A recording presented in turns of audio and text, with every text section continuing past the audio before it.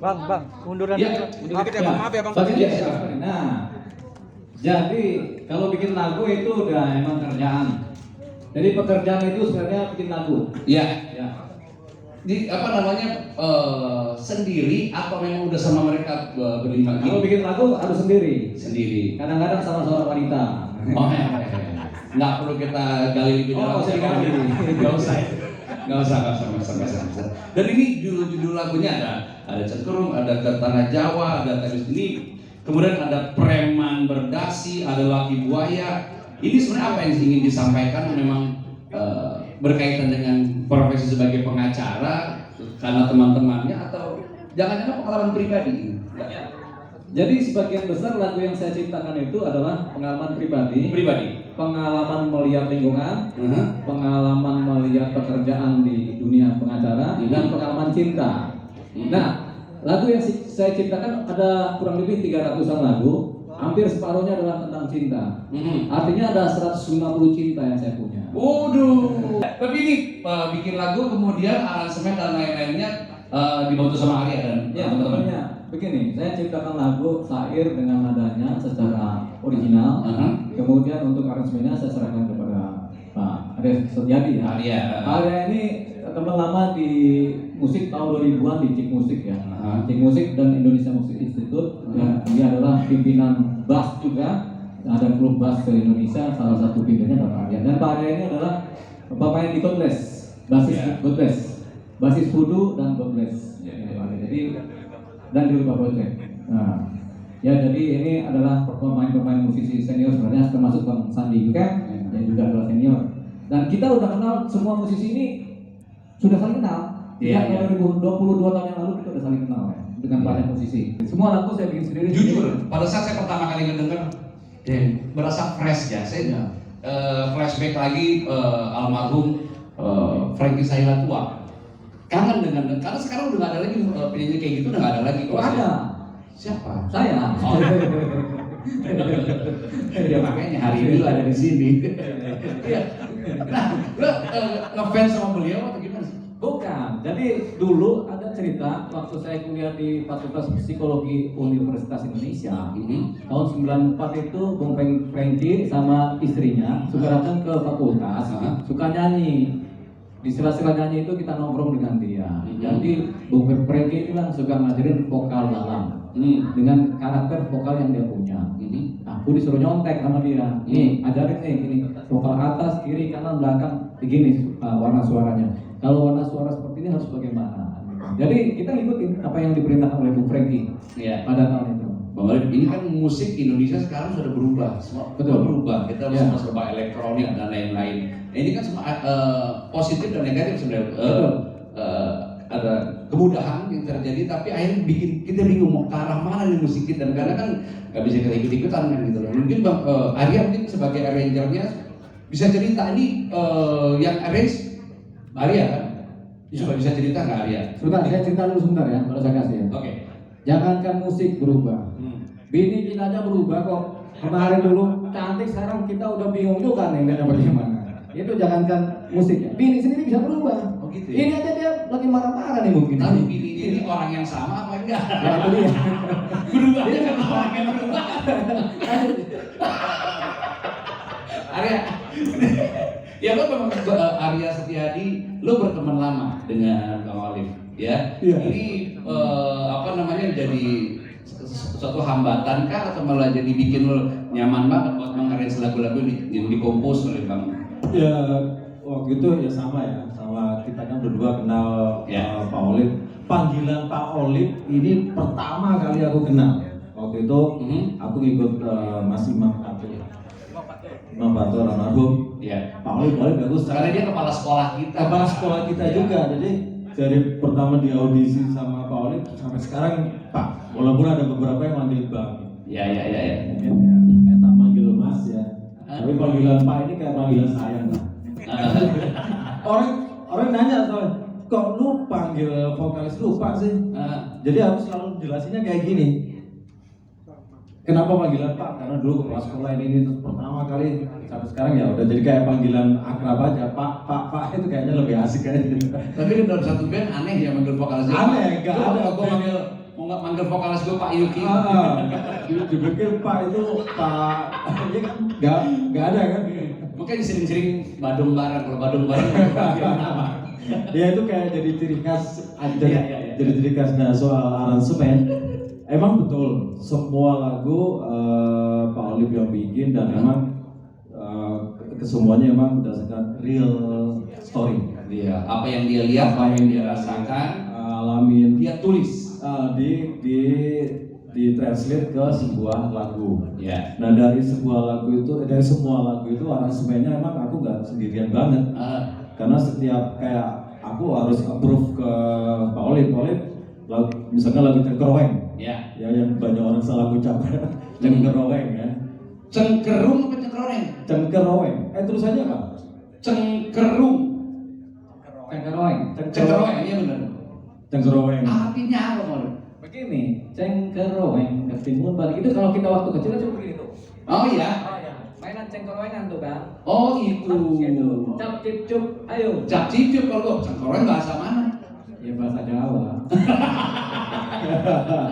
Itu dia kayak mainan. Tapi catchy menurut gue catchy orang. Apa nih gitu? Sebentar, kalau di dunia musik, saya dipanggilnya Pak Olive. Tapi kalau di dunia pengacara sama teman-teman wartawan, saya dipanggilnya Bang Dio kan? Bang Dio. Bang Dio. Jadi beda nih nama Pak Olive sama Bang Dio nih beda. Orangnya juga beda. Karena bahasanya hari ini juga beda. Beda. Ya. Walaupun TKP-nya dekat dari sini. Oke, kita lanjut. Kayaknya belok ke kirinya hampir kejauhan nih. Ya. Cengkeroweng itu adalah lagu pertama. Lagu pertama. Pas aku ngerti lagu Cengkeroweng, dari lagu pertama itu sebenarnya udah dibilang berdua aransemen. Kayak aku bikin kerangka lagu, terus aku WA ke Pak Olive, gimana Pak Olive? Oh ya nih Pak ya, ini aku minta ini ditambahin ini, aku minta ini kayak gini. Nah itu yang tak baca. Jadi bisa dibilang aku aransemennya berdua. Aransemen berdua, tapi karena semua yang tak bikin harus, ya karena Pak Olive yang punya lagu kan harus Pak Olive yang lebih tahu maunya apa sih. Nah cuman aku ngemas nih, usul ini Pak Olive, ini emang country pop. Penampilannya country pop, tapi ada sentuhan funk, ada sentuhan blues. Hampir balad kali ya? Ballad, ada sentuhan EDM kayak gitu, ada yang preman bergasi ya. Iya, ada EDM. Agak-agak sentuhan EDM-nya. Jadi country pop yang ada beberapa sentuhan genre lain. Iya. Nah itu aku harus kasih tahu Pak Olive, Pak Olive ini kalau ini saya gini gimana? Terus Pak Olive ngasih usulan ini gini. Jadi tektokan aja dari lagu Cengkeroweng pertama terus sampai di Anak Malam nih. Ada Gondrong, anti narkoba. Iya. Gondrong cerita tentang diri sendiri, Pak Olive. Bukan dong. Gondrong itu cerita tentang teman kita yang gondrong tuh, yang di situ tuh. Lagi main itu orangnya. Enggak, gondrong itu bercerita tentang preman priok itu orangnya gondrong tapi nggak pernah belajar. Kerjanya apa? Nyimeng terus. Nyimeng gitu kan. Akhirnya dia jadi peron. Teman kita juga di kampung sana di Priok. Gitu. Nggak usah kita sebutin namanya. Nggak usah sebutin. Pasti ya. Ya terus gitu. Nah terus sampai akhirnya lagu yang ke-17, proses itu jadi kayak tradisi setiap aku bikin aransemen semua lagunya Pak Olive sampai nanti ke depan ya seperti itu. Cuman nanti aku udah mulai melibatin selain juga sama Pak Olive teman-teman player. Mungkin mereka pasti ada sesuatu yang fresh, jadi harus saya angkut supaya nggak stuck, nggak monoton. Iya. Mereka pasti punya masukan. Ada ide-ide baru loh, karena yang diajak juga nggak seumuran juga kan itu. Iya, ini kayak Fikri 25, Eta hampir 40, Leo 17, oh 22, sorry. Tadi 2, sekarang 22. Jadi anak band umur bisa dinego kok teman. Iya, jadi supaya nanti fresh dan nggak monoton ya mulai ngelibatin teman-teman yang lain. Nah, PR ini dari sekian banyak lagu kan lo yang aransemen, tapi lirik kan semua Pak Olive dong. Semua Pak Olive. Nah ini lo mengedit juga nggak, memberikan masukan nggak terhadap, karena gini di era sekarang lagu itu justru yang lebih diutamakan itu adalah lirik, karena lirik itu yang lebih banyak didengar orang dulu, baru musiknya. Iya. Gitu. Dan lo kasih masukan ke secara juga. Ya tapi ada kayak lagu Duit sama Lelaki Buaya, ada usulan kata tanpa merubah kalimat itu. Oh, cuma Karena dibalik keperluan pengucapan. pengucapan. Ada.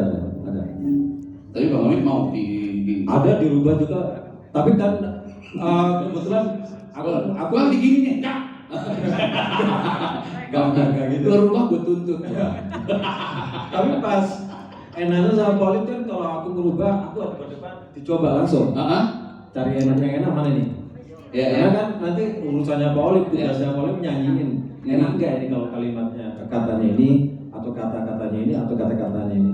Karena kan satu suku kata satu nada ini. Iya benar. Kalau Paulit nggak nyaman ya jangan tinggal dipaksa di situ. Iya. Nah, Bang Olip ada kesulitan apa pada saat take vokal lagu ini, si Kembalilah Sayang ini? Ada nggak kesulitan atau hal-hal yang menarik pada saat proses pembuatan lagu rekaman sampai klipnya? Cuma sekali aja langsung selesai udah. One take. Iya. Serius. Iya, sekali aja. Take vokalnya. Iya. Satu kali. Oh iya. Iya, one take. Kebetulan lagu ini one take, lagu yang kedua juga one take, tapi lagu sebelumnya kadang beberapa kali. Iya. Pakai aplikasi enggak ya? Nah. Nanti kita buktiin nanti Bang Olip bisa nyanyi, nanti kan beliau akan perform di sini ya. Oke, dan kemudian nih Kita perform dong loh ya. Nanti kalau konser baru beneran. Karena bulan lalu udah konser tunggal loh. Oh iya, betul. Iya, bulan yang lalu. Iya. Oke, Bang Olip, ini kan bisa dibilang nih karena media juga sering banget datang ke preskon, banyak banget artis, penyanyi, band yang merilis single. Nah, biasanya kalau era sekarang itu udah beda tuh, bukan cuma sekedar bikin video klip, and then kemudian ditayangin di TV, and then nunggu lagu apa enggak, no. Justru sekarang lebih agresif, Bang Olip tahu lah, apalagi sekarang hidup ada TikToknya, ada YouTube-nya, ada Instagram-nya, dan ini program promosi kayak apa yang dilakukan oleh The Oliver Project untuk 2 single ini? Jadi ini lagu-lagu yang saya buat, ya, buat teman-teman media. Lagu-lagu yang saya buat ini sebenarnya lagu-lagu kesenangan hidup. Kalau kita mau bahagia, kita nyanyi aja, ya kan? Yes, betul. Apalagi kalau duit ada, kan enak. Iya. Jadi kita kalau promosi sih udah ada teman-teman wartawan semua kan. Yes. Kita perlu media masyarakat lain sama medsos juga kan perlu. Yang paling penting adalah misi dari ini, kita ini nanti akan mengadakan konser. Konser setiap bulan dari kota ke kota. Ya. Judul konsernya lagunya adalah lagu nyanyian penyatu negeri. Misalnya di Depok kita nyanyi konser itu di kota Depok, di Bogor, di Kerawang, seterusnya. Nah, nyanyian penyatu negeri ini adalah filosofi di mana kita sebagai bangsa harus bersatu. Yes. Makanya setiap lagu The Oliver Project ketika akan kita nyanyikan dalam konser, kita sertakan minimal 3 lagu perjuangan kenegaraan. Misalnya lagu-lagu perjuangan ya, lagu-lagu kemerdekaan, lagu perjuangan itu harus kita nyanyikan. Jadi itu dulu, misalnya lagu Maju Tak Gentar, Bandung Lautan Api, Bandung Selatan, itu kita akan nyanyikan setiap kita konser dan harus ada 3 lagu itu pembuka. Ya openingnya. Konser penyatu negeri. Iya, nyanyian penyatu negeri. Nyanyian penyatu negeri dan iya. Jadi lebih kepada bukan sifatnya adalah kita kemudian mencari keuntungan dari semata-mata dari konser, tapi lebih kepada kita melakukan misi sosial kenegaraan. Ya, mengingatkan buat teman-teman di semua kota juga bahwa kalau kita nggak bersatu, apalagi setelah lagi bakal ada pemilu kan, bisa pecah lagi nih kalau misalnya kita nggak bersatu. Makanya yang penonton pun akan bawa bendera, selalu bendera kecil, merah putih. Merah putih. Ya. Walaupun kita berbeda-beda, tapi itu Tetap ada satu. 2 warna ya, Betul. merah dan juga putih. Ya. Jadi semua Bang Olip semua yang nyanyi. Iya, karena setiap lagu di konser pun mungkin nggak ngikutin lagu standarnya. Mungkin kita ada harus ulang lagi. Bukan, ada ngikutin perubahan-perubahan, ngikutin suasana batin konser. Jadi kita misal satu lagu bisa 5 kali putar, kalau audiensnya senang ya kita ulang-ulang aja gitu. Soal roadmap-nya. Oh bisa kayak gitu ya? Bisa.